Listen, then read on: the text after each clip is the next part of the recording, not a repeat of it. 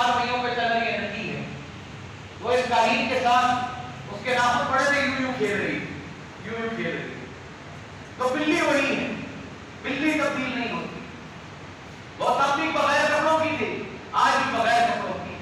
اس کا کام یہی ہے کہ اس کو کسی نے دودھ ڈال دیا یا کسی کنویں کے پیچھے چلی گئی، بڑی ہوتی رہے گی، بچے پیدا کرے گی، اور کسی دن آپ دیکھیں گے کسی گاڑی کے نیچے آ کے بڑی ہوگی اور کسی صوفے کے پیچھے پڑی ہوئی آپ کو ہوا ہے. وہ اسی طرح ہے جانور. لیکن انسان اگر پہلے آیا سیدنا آدم علیہ السلام کے دور میں، پھر آپ نے دیکھا بڑی ساری تہذیبیں آئیں. آپ دیکھتے ہیں کہ کون کون سی تہذیب. کسی زمانے میں اپنے آپ کو پتوں سے دبایا جاتا ہے، پتوں کے بعد اپنے آپ کو یہ جو کپڑے جن کے اوپر اس وقت یہ کپڑا نہیں ہوتا تھا اس انداز میں، ایسے بیڈز بنے ہوتے تھے پتھروں کو باریک کر کے اس سے اپنے آپ کو چھپایا جاتا ہے، پھر کپڑوں سے. پھر آج آپ دیکھتے ہیں ہمارے بچپن میں کرتوں کا ایسا رواج نہیں تھا جیسا اب رواج ہے. ہمارے بچپن میں ایک ململ کا کرتا اس کے ساتھ شلوار ہوتی. ہمارے حضرت دادا رحمت اللہ علیہ چونکہ انگریز کا بائیکاٹ کیا ہوا تو کھدر پہنتے، کھدر کا کرتا، کھدر کی شلوار. اب آپ کو بہترین نسل کے مختلف قسم کے، کوئی بیر والا، کوئی کالر والا. انسان سیکھتا ہے اور انسان اپنی غلطیوں سے بھی سبق حاصل کرتا ہے. یہی سیدنا عثمان غنی رضی اللہ تعالیٰ عنہ نے فرمایا. 18 ذی الحجہ شہادت عثمان غنی ہے. یہی سیدنا عثمان غنی رضی اللہ تعالیٰ عنہ نے فرمایا کہ اپنے ماضی سے سبق حاصل کریں، جو غلطیاں کی ہو اس سے سبق حاصل کر کے آگے.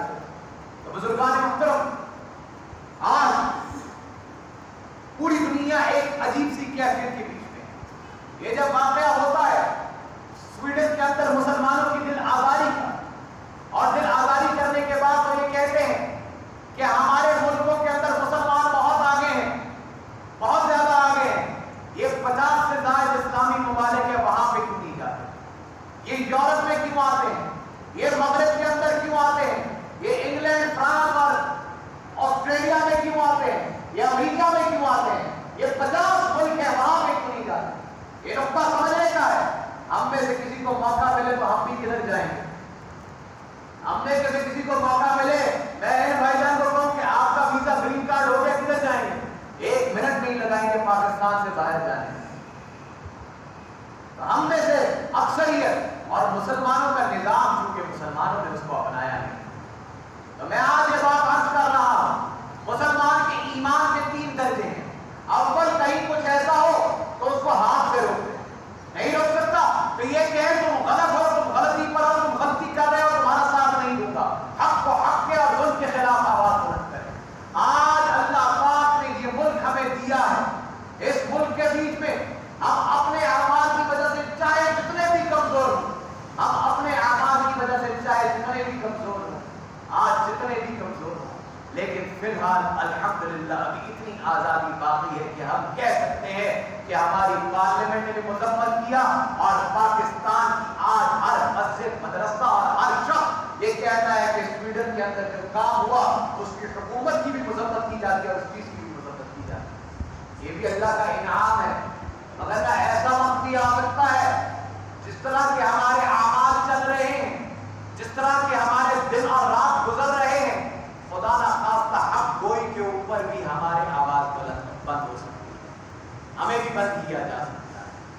حکومتیں، کل رات کو ہمارے یہاں پہ ایک ساتھی بیٹھے تھے، مجھے کہنے لگے ہم دہلی کے قریب کے ایک علاقے سے تھے. ہم جب پاکستان آئے تو ہماری 2 کپڑے کی دکانیں تھیں، 2 کپڑے کی دکانیں تھیں اور ہم نے نیا ہی مکان بنایا تھا. بزرگ تھے، مجھے کہنے لگے کہ وہ ہمارے جو ہندو ملازم تھے وہ ہمیں وہاں سے میرے والد صاحب خط لکھتے کہ آپ اس مہینے کے ہم نے اتنا سودا بیچا ہے، پیسے آپ کو بھجوا دیں. کہتے ہیں وہ بھجوا دیتے. پھر کہنے لگے پھر وقت ایسا آیا، انہوں نے کہا حالات بہت خراب ہو رہے ہیں، آپ کہیں تو آپ کی دکانیں بیچ دیں، آپ کی دکانیں بیچ کے آپ کو پیسے بھجوا دیں. انہوں نے کہا نہیں ابھی کوئی پتہ نہیں، ہم واپس ہی آ جائیں. کون اپنی دکانیں بیچتا ہے؟ یہ ایک قربانی کسی کا. یہ بابا نگر کے علاقے میں آپ چلے جائیں، میں اپنے نوجوان لوگوں کو اور اپنے یہ جتنے میرے ساتھی ہیں سب کی خدمت میں عرض کروں، بابا نگر کے ان کے علاقے میں چلے جائیں، آپ ادھر چلے جائیں تو اکثر گھروں کے نیچے جب سڑک کے قریب جتنے گھر ہیں آج جو پرانے نہیں کھدے ہوئے، نکلتا ہے. تو پرانی کام کی تانبے کی پہلی چیزیں جس طرح ہماری کراکریاں ہماری والدہ صاحب نے جہیز کے الماریوں میں سجا کے رکھی ہوتی ہے نا, اور میاں کے پیسوں کی توڑ توڑ کے روز ٹوٹ رہی ہوتی ہے, تو وہ بھی قیمتی چیزیں کو چھپا گئی ہے. کسی کو کیا پتا کہ اپنا گھر چھوڑ کے جانا ہے؟ اپنا گھر چھوڑ کے جانا, آپ کو کوئی کہے کہ اپنا گھر چلتا چلاتا چھوڑ دو, آگے جا کے یہ ہوگا. اور اس کو پتا ہو کیا ہندوستان امرتسر سے ٹرین چلتی ہے, لاہور ریلوے اسٹیشن کے اوپر ٹرین کٹے ہوئے سارا آ رہے, کٹے ہوئے سارا آ رہے, وہ چھوڑ کے جائے. وہ کہے گا نہیں میں ادھر ہی ٹھہرتا ہوں, میری تو دھرتی ہے, میرا تو وطن ہے. یہ وطن بڑی محنتوں کے بعد حاصل کیا, اور جب حاصل کیا تو اس وقت بھی لوگوں کو یہ گمان نہیں تھا ادھر سے ادھر جانے والوں کو کہ یہ ایسا ہوگا, ادھر سے ادھر. لیکن حالات نے اپنا رخ اختیار کیا اور آج ایک اصل صورت کے اندر یہ چیز موجود ہے. اب میں عرض کروں, بہت سے لوگ اس وقت پر اس ملک کی بہت برائیاں کر رہے ہیں. بہت سے لوگ اس وقت پر دل برداشتہ ہیں. کبھی کہتے ہیں ڈالر اوپر جا رہا ہے, ہمیں نقصان ہو رہا, کبھی کہتے ہیں اس رزق کے اندر برکت ختم ہو رہی, کبھی کچھ, کیونکہ ہم ناشکری کی عادی ہو. یہ دین پورے کا پورا دین, اس کے اندر علم, عمل اور دعا ہے, لیکن ہم نہ علم سے آگے جاتے, نہ اپنے عمل سے آگے بڑھے, اور نہ دعا اللہ سے کر رہے, نہ شکرانے کی عادت اپنا رہے. ہم ناشکرے بھی ہیں, روزی پٹنے کے وقت پہ ہم سوتے بھی ہیں, اور پھر شکوہ کرتے ہیں کہ فجر کی نماز کے وقت سو کر گزارتے ہیں, اللہ کی رحمتیں حاصل کیے ہوئے, اور پھر شکوہ کرتے ہیں. لیکن یہ ملک بہت بڑی نعمت ہے. آج یورپ میں جو کچھ ہو رہا ہے, آپ دیکھ رہے ہیں کہ فرانس جل رہا, اور وہاں پہ ایک مضمون سازش کے تحت, خاص کر سازش کے تحت قرآن مجید کی بے حرمتی کی گئی, اور اس بے حرمتی کا جواب یہ بنایا کہ مسلمان اپنے اپنے ممالک میں واپس آئیے, ہمارے ملک میں خراب کر رہے ہیں. بزرگان محترم, میں آج یہ بات عرض کرنا چاہتا ہوں کہ یہ اللہ کی بڑی نعمت ہے کہ ہم زبان سے آج اس کی مذمت کر رہے ہیں. ہونا تو یہ چاہیے تھا کہ مسلمان کے لیے کیا قرآن مجید کی تعلیمات جب ہم سیکھتے ہیں تو قرآن مجید کی تعلیم ہمیں کیا سکھاتی ہے؟ انگریزی کی بھی کہاوت ہے اور قرآن مجید کی تعلیم بھی یہی ہے, show of power is better than the use of power, کہ پاور کا دکھاوا پاور کے استعمال سے بہتر ہے. اور حدیث شریف میں کیا ہے کہ مسلمان اپنے اصلوں کو چمکا کے رکھا کریں تاکہ کسی اور کو ہمت نہ ہو ان کے خلاف آواز اٹھانے, اپنی تلواروں کو چمکا کے رکھا کریں. اور کیا فرمایا مسلمان کون ہے؟ اور کیا فرمایا مسلمان کون ہے؟ فرمایا کہ مسلمان آپس میں رحم دل ہیں, رحماء بینہم, اور اشداء علی الکفار, اور کفار کے ساتھ.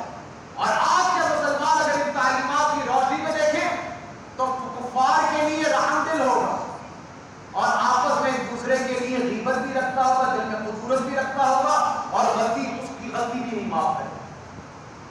ایلان مسک کے لیے تو کھڑے ہو جائیں گے, بائیڈن کے لیے, اور وہ ایک ٹیٹ ہے آج کل, کوئی ٹیٹ کیا نام ہے اس کا, پورے لوگ اس کو پتہ بھی نہیں, اس کے لیے کھڑے ہو جائیں گے, لیکن اپنی ایک بہن ڈاکٹر عافیہ صدیقی, اس کے لیے کوئی اندازہ بھی نہیں. اور ہمارے بہنیں ہمارے ملک کے اندر, اور ہمارے بھائی ہمارے پریشان ہوتے ہیں. سیدنا ابو بکر صدیق رضی اللہ تعالیٰ عنہ کی خدمت میں کوئی آیا اور اس کو کسی چیز کی ضرورت تھی, اس کی آنکھوں سے آنسو نکلے, تو آپ رضی اللہ تعالیٰ عنہ کی آنکھوں سے آنسو نکل گئے اور دار و پتار ہونا شروع ہو. فرمایا کہ آپ کیوں روتے ہیں؟ آپ کو اللہ نے مدد کا موقع دیا.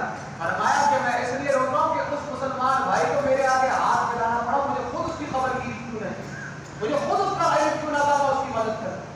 آج ہم لوگوں کی مجبوریوں کا فائدہ اٹھانے والے بنے. فرمایا کہ یہ مسلمان آپس میں رحم دل ہیں اور کفار پہ شدت پسند ہے. ہم آپس میں ایک دوسرے کے اوپر سخت ہیں آج کل, اور ایک دوسرے کی غلطی معاف نہیں کرتے. بھائی بھائی کی غلطی معاف نہیں کر, خود صوبہ پنجاب میں رہنے والے صوبہ پنجاب کے چند نوجوانوں کی غلطی معاف نہیں کر, ان کو بھی غلطی سے بچنے کے لیے پرہیز کانفرنس کرنی پڑتی. اللہ اکبر. بزرگان محترم, حقیقت یہ ہے کہ اگر آج تعلیمات نبویہ اٹھا کر دیکھ لیں اور اپنا عقل دیکھ لیں تو ہم اپنے آپ کو کہیں نہیں پائیں گے. تو ان گستاخانہ شخص جو یہ سویڈن کے اندر قرآن مجید کی حرمتی کی ہے, آج پورا پاکستان اور شیرا والا کی اس مسجد سے ہم اس کی بھرپور مذمت بھی کرتے ہیں, اور میں نے جس طرف اشارہ دلایا، میں اس اشارے کو آپ کو اس لیے دلا رہا ہوں کہ جب حضرت مولانا الیاس صاحب نے جماعت تبلیغ کی بنیاد رکھی تو اس وقت انہوں نے اپنا گھر بیچا، چند مزدوروں کو جا کر وہ پیسے دیتے کہ آؤ تمہیں کیا ملتا ہے، میں تمہیں اللہ کا دین سکھاتا۔ انہوں نے کہا ہم نے تو کمائی کرنی ہے۔ انہوں نے کہا پورے دن میں کتنا کما لیتے ہو؟ انہوں نے کہا اتنا کما لیتے ہیں۔ انہوں نے کہا آؤ میں تمہیں، آؤ مجھ سے سیکھو لا الہ الا اللہ کلمہ کا پیغام سیکھو، کلمہ سیکھو، تمہیں پورے دن کی اجرت دی۔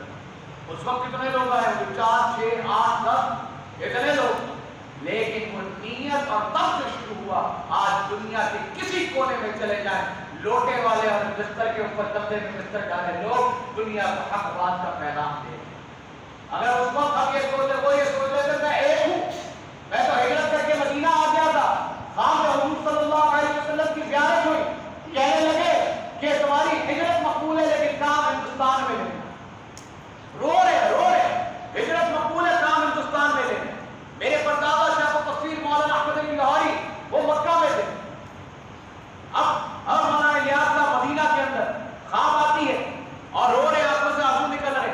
ساتھ میں خدام تھے جو ساتھ شاگرد تھے، انہوں نے پوچھا کہ حضرت رو رہے لیکن کسی کو بتا نہیں رہے، ہچکیوں سے رو رہے۔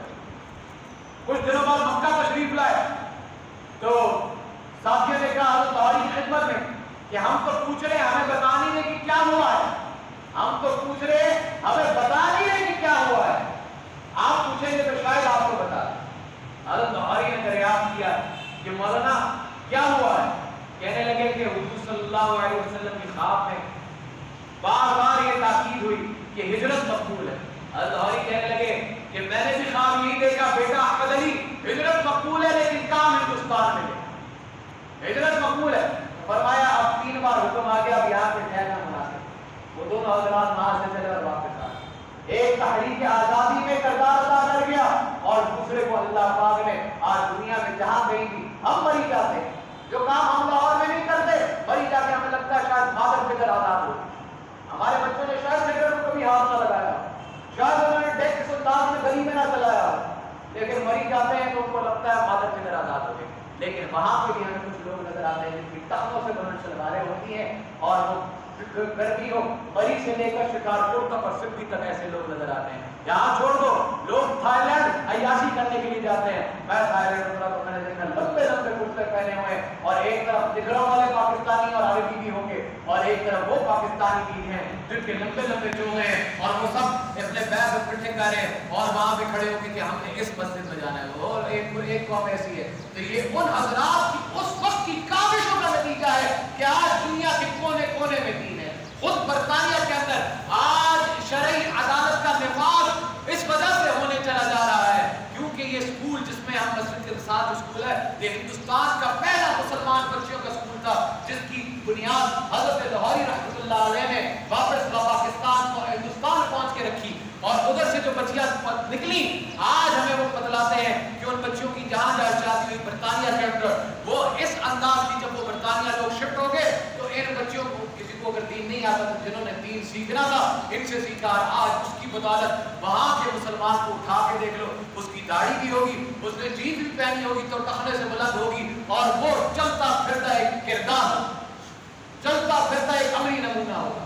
لیکن یہ انہی حضرات کی محنت ہے، نہ ان کے پاس پیسہ تھا لیکن نیت تھی، نہ ان کے پاس مین پاور کی، آپ کہہ عمران خان حکومت میں آ کے یہ کر لے گا یا نواز شریف صاحب حکومت میں، ان لوگوں کے پاس تو اپنا اپنا گھر تھا اور اپنا اپنا ایمان کا جذبہ تھا۔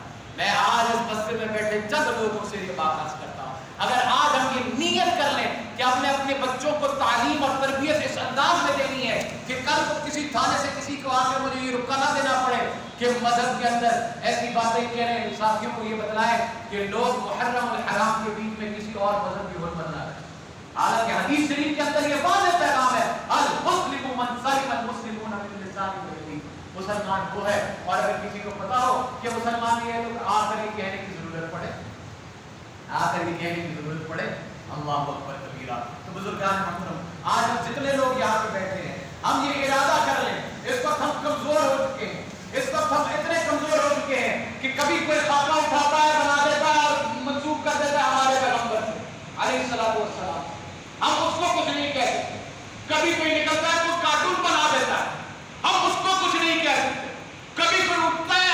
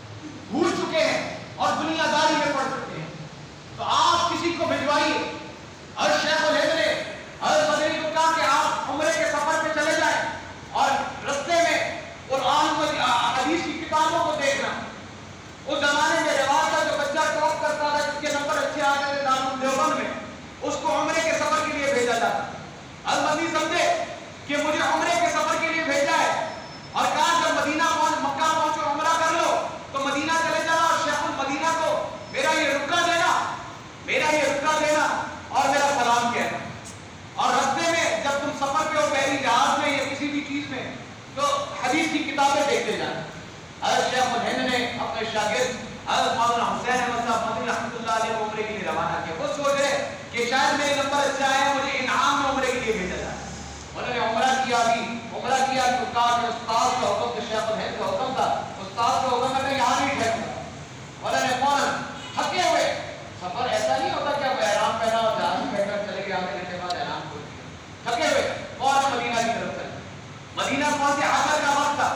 شیخ المدینہ درس دے رہے روضہ شریف کے سامنے بیٹھ کے. اس زمانے میں ترکوں کی پرانی مسجد تھی, ابھی یہ توسیع نہیں ہوئی تھی. شیخ المدینہ کے پاس جب پہنچے, درس سے فارغ ہوئے, ابھی درس شروع ہو رہا تھا, بیٹھے ہوئے تھے. سلام کیا, حضرت شیخ الہند کا رکعہ دیا, حضرت شیخ الہند کا رکعہ دیا تو شیخ المدینہ کھڑے ہو گئے, حضرت مدنی کے ماتھے پہ چوما اور اپنی جگہ دی. اور حضرت مدنی حیران اور پریشان کہ کیا ہوا, تو پتہ چلا کہ استاد نے یہاں پہ اللہ نے کہنے لگے میرے مجھے سمجھ نہ آئے کہ میں کیا کروں. میں نے روضہ رسول صلی اللہ علیہ وسلم کی طرف دیکھا, درود شریف کا ہدیہ بھیجا, اور اس کے بعد اللہ نے خدمت اتنی لی کہ حضرت مدنی کو, حسین احمد کو لوگ حضرت مدنی کے نام سے جانتے ہیں.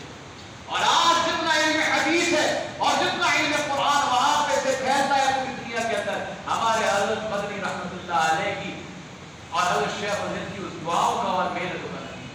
اور کچھ اللہ یہاں سے وہاں کے ایک بندہ ان کو کہا بیٹا تمہاری خدمت ہجرت قبول ہے, کام وہاں پہ لینا. بیٹا احمد علی ہجرت مقبول ہے, کام یہاں پہ لینا ہے. آج ہم یہاں پر بیٹھ کے یہ ارادہ کریں کہ ہم اتنے لوگ ہیں, ہمارے بچوں کو اس ملک کی قدر نہیں, ہمارے بچوں کو اس ایمان کی جو اللہ نے اتنی بڑی نعمت دی ہے, ہم نے تربیت کی اس انداز میں کرنی ہے اور ماضی سے ان کو جوڑنا ہے. آج ہمارے بچے ماضی سے نہیں جڑے, آج ہمارے بچے ڈوریمون سے جڑے, آج ہمارے بچے ماضی کی اپنی چیزوں سے نہیں جڑے, آج ہمارے بچے سنڈریلا کی کہانیوں سے اور سنو ورلڈ سے جڑے, آج ہمارے بچے صحابہ کی شان کو نہیں پہچانتے, آج ہمارے بچوں کو دنیا کے وہ مہنگے انفلوئنسر جن کے پاس عجیب و غریب قسم کی گاڑیاں اور جن کو کپڑے پہننے کا سلیقہ نہیں, ان سے جڑے.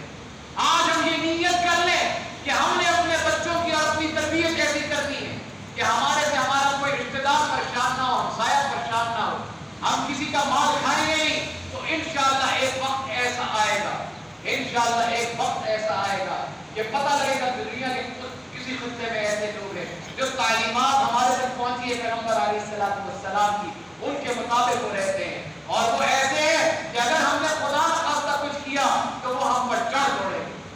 آج تو ان کو پتا ہے یہ بڑھ کے مانیں گے پیسے تو پھر بھی ہم سے لیں گے, یہ بڑھ کے مانیں گے پیسے تو پھر بھی ہم سے لیں گے. آج ان کو بھی پتا ہے کہ اگر ان میں سے بھی کسی بھی مولوی کو ہم نے یورپ کا ویزا دے دیا تو وہ بھی ہمارے پاس ہی ہے.